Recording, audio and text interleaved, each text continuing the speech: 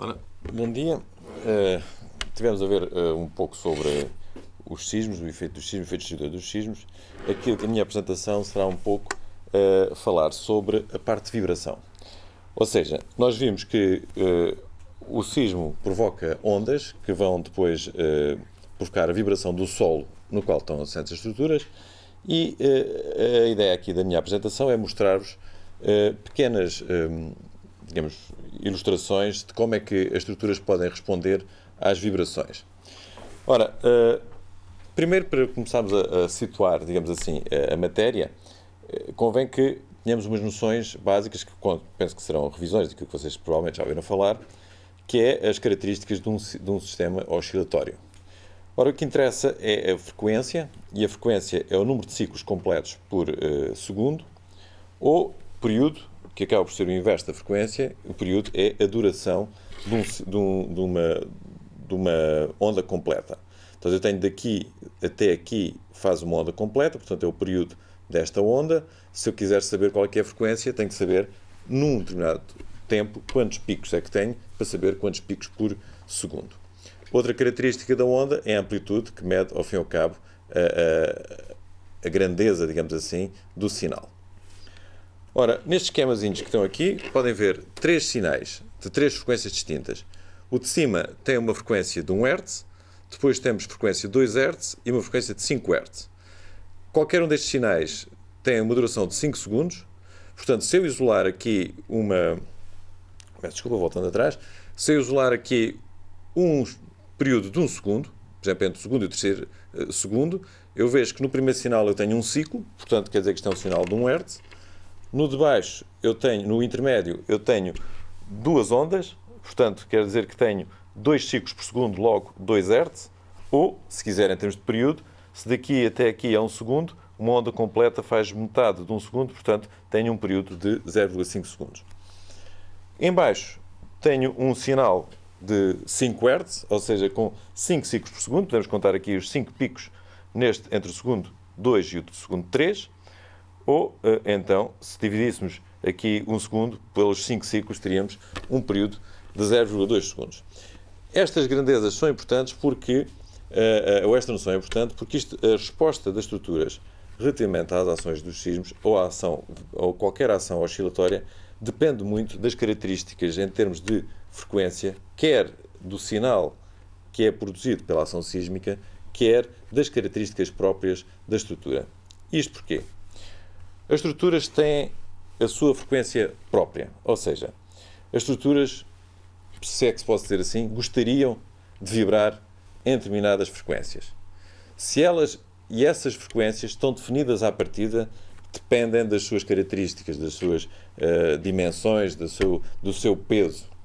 Portanto, cada estrutura terá a sua tendência para vibrar a uma determinada frequência. Ora, neste esquemazinho que está aqui ilustrado, nós podemos ver. É um esquema estrutural muito simples, em que tem dois pilares, ou colunas, como quiserem chamar, e depois cá em cima uma viga ou um pavimento, e este será, digamos, o modelo estrutural mais simples, e é o modelo estrutural que vou utilizar para ilustrar aquilo que vos quero mostrar. Portanto, este modelo estrutural tem tendência a vibrar se nós o solicitarmos a isso. Ou seja, se ele estando parado, de repente houver alguma excitação no movimento do solo, ele tenderá a vibrar. E tenderá a vibrar, se não fizermos mais nada, tenderá a vibrar na sua frequência própria. Ou seja, na frequência que ele teria, digamos, vontade de vibrar. Ora, isto traz um problema. É que, já lá vamos, só um bocadinho, estava-me a adiantar.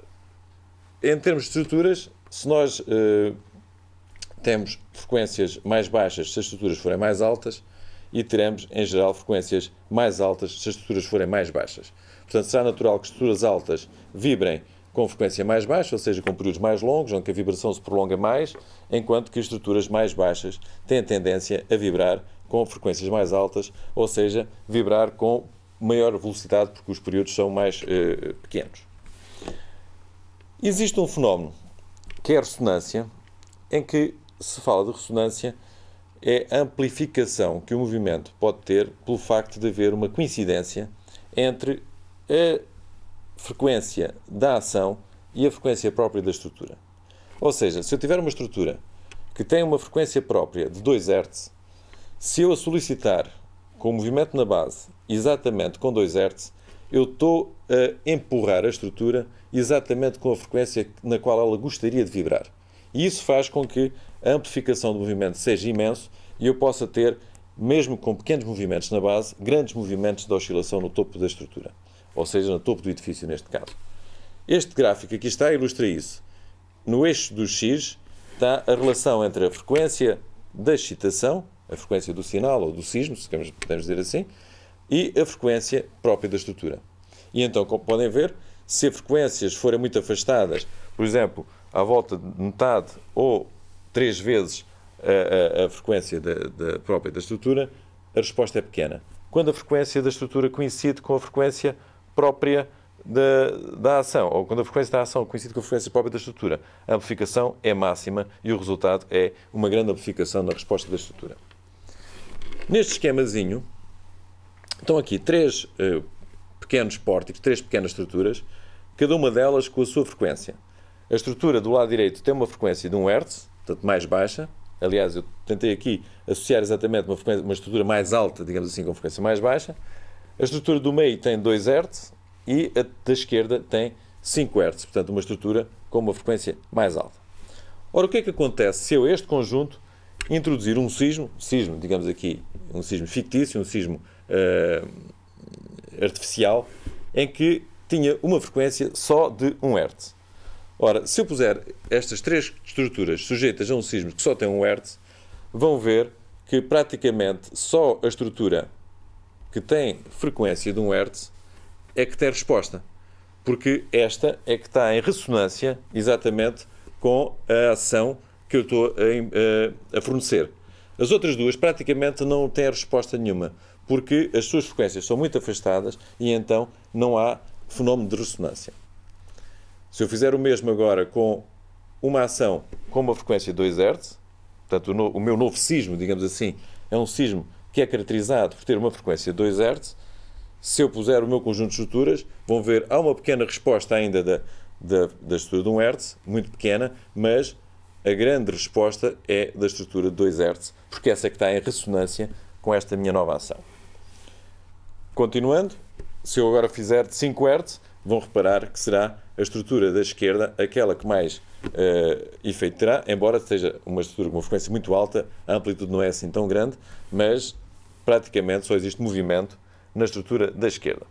Portanto, o fenómeno da ressonância, o fenómeno da sintonização entre aquilo que é a frequência própria da estrutura e aquilo que é a frequência fornecida pelo sismo é um fenómeno muito importante e que eu mais uma vez vou ilustrar neste esquema em que criei aqui um sismo de 15 segundos, que está representado cá em baixo, nos quais os primeiros 5 segundos são um sismo só com 1 Hz de frequência. Depois, entre o segundo 5 e o segundo 10, temos um sismo de 2 Hz de frequência e, no fim, um sismo de 5 Hz. Eu a chamar sismo a isto terá certamente a exagerar na linguagem, porque o sismo não tem nada deste aspecto, é muito mais aleatório e tem todas estas frequências misturadas, mas para efeitos ilustrativos acho que mostra bem o que é que acontece. Ora, o que é que nós vamos ter? Vamos verificar que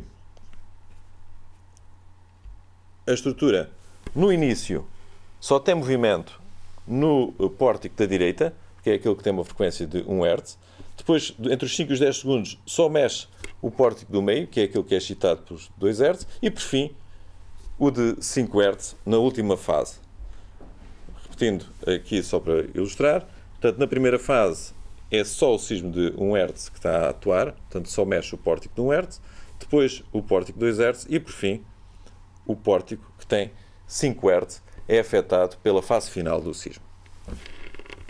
Ora, o que é que tem de novo relativamente em relação ao resto das cargas que a estrutura tem que suportar? O que é que tem o sismo novo? Bom, a maioria das cargas que os edifícios suportam são cargas verticais, que estão associadas a peso.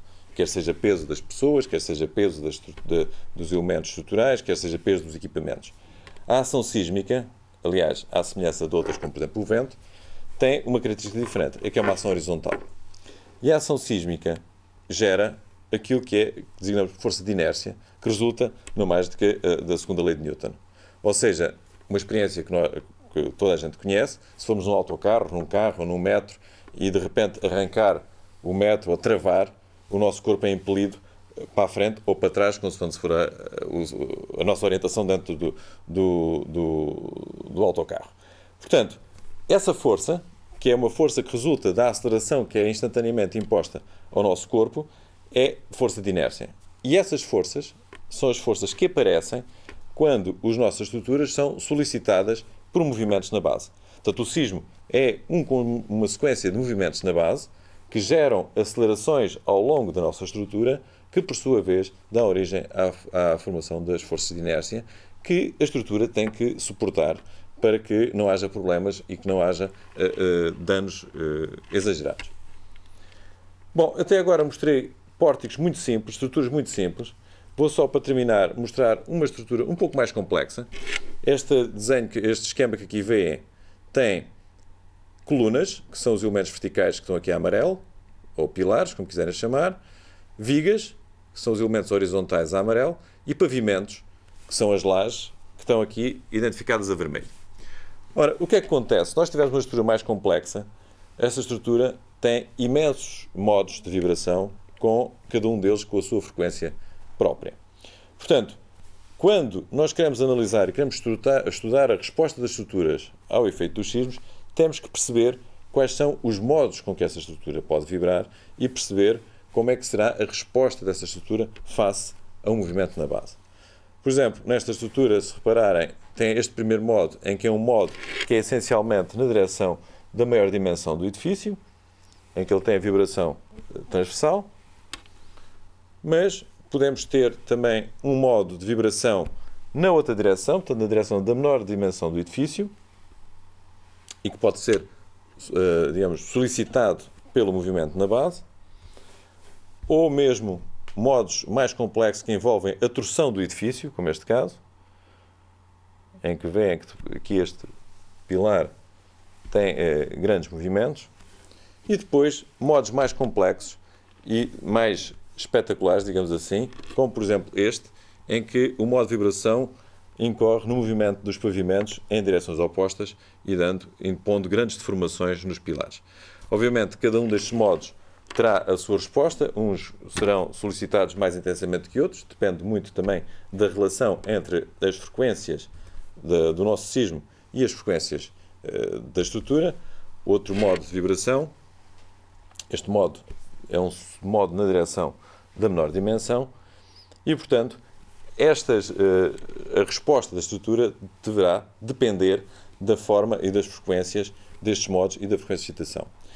Infelizmente, a ação sísmica é composta por um conjunto de, digamos assim, harmónicas ou funções sinusoidais de muitas frequências, compostas de uma forma aleatória, mas as suas frequências importantes centram-se entre os 0 e os 20, 25 Hz. Não quer dizer que não haja resposta, não haja sismos com frequências ligeiramente mais altas, mas a grande gama anda nessa gama de frequências. E isso é um problema porque é exatamente nessa gama de frequências que as nossas estruturas têm as suas frequências próprias. Se as nossas estruturas tivessem frequências próprias numa gama diferente da dos sismos, os sismos já não seriam, ou pelo menos a parte de vibração dos sismos, já não seria provavelmente um problema muito importante para as estruturas. Infelizmente, existe esta coincidência. E, portanto, se houver um sismo numa determinada região, provavelmente as estruturas, muitas delas irão entrar em ressonância, digamos assim, nas suas frequências com as frequências do sismo, e isso torna-se um problema para as estruturas. Bom, não se esqueçam de questões podem ser colocadas através do e-mail magnitude9@gmail.com e eu vou passar agora a palavra ao meu colega Jorge Proença. Um dia.